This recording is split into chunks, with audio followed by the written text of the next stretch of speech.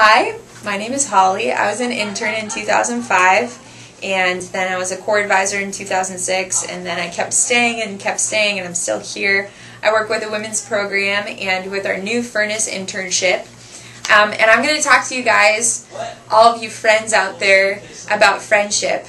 I know that with a lot of alumni, relationships can be either like incredible or they can be kind of a challenge. I know that we all go through seasons in relationships, but a few things that I've learned over the years, like a few nuggets that I can maybe even just remind you of, that you're going to be like, oh yeah, Dave said that, or I remember when Ron said that, or whatever. But one really big one is time equals relationship. And that's a huge thing that I've learned throughout the years, that my relationships flourish when I invest in them with my time. Even with people long distance, people that I went to the Honor Academy with, people that even from back home before I came to the Honor Academy and kind of went in a different direction in my life. The people that know me are the people that I've spent time with. Not the people that I talk to on Facebook, not the people that I watch their YouTube videos, but the people that I'm intentional with and I call and communicate with. Another really big thing is that I've learned that I need to run with like-minded people. People that see God and experience God and are passionate about God like I am. And not even just people that are Christians, but people that have similar passions as I do, that can sharpen me like iron sharpening iron. Someone that I really look towards is Blaise Foray, and how he's just modeled having relationships that challenge the people around him and challenge himself. I mean, he just has really high convictions, and he isn't afraid to speak into people's lives. And something that I noticed about him is that whoever he's around, he is so intentional with, and he shows kindness towards. He doesn't look over anyone, not the cool kids or the weird kids or the awkward kids, but he's intentional with the people that he surrounds himself with, and he makes a point to invest in people. And so, therefore, he finds people that are like-minded as him, because he is a friend to people. I know that we all know that, but if you want to have friends, you need to be a friend. If you want to have friends, you need to walk in the fruit of the Spirit, really, and that will attract people towards you. Why was Jesus so popular? I think Jesus was so popular because of a lot of reasons, but I think a big thing is that he walked in the Spirit of God, and he drew people to himself with his love, with his kindness, with his gentleness, with the peace that he carried. He was self-controlled, and that drew people to him.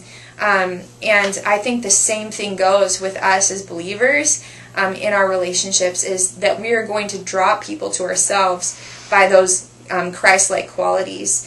Another principle that I've learned along the years is that it's really easy to cut a relationship off. It's harder to continue a relationship, especially relationships on the rocks. I think if you ever know someone long enough, or you love someone long enough, or deep enough, they're going to eventually offend you and irritate you. And I've totally experienced this in almost all of my relationships. I think Proverbs really gives us a good example. In Proverbs 17:9, it says, "Whoever covers an offense seeks love, but he who repeats a matter separates close friends." I think, honestly, in today's society, that not only divorce is a problem, but just people having short-winded relationships or really shallow relationships. Again, I'm not trying to attack Facebook necessarily, but people are just becoming more and more lonely and learning how to live by themselves and live alone and live in secret and live in darkness. And God didn't create us to live like that. He didn't create us to be hermits. He created us to have community and to have people to forgive, people to love, people to be committed to, people that we have to reconcile ourselves with. Relationships are the way that God makes us like himself, because we learn how to extend forgiveness to people. So, you have to learn how to cover an offense. And the last thing I wanted to say was, I just would really encourage you to just go and evaluate your relationships that you have right now.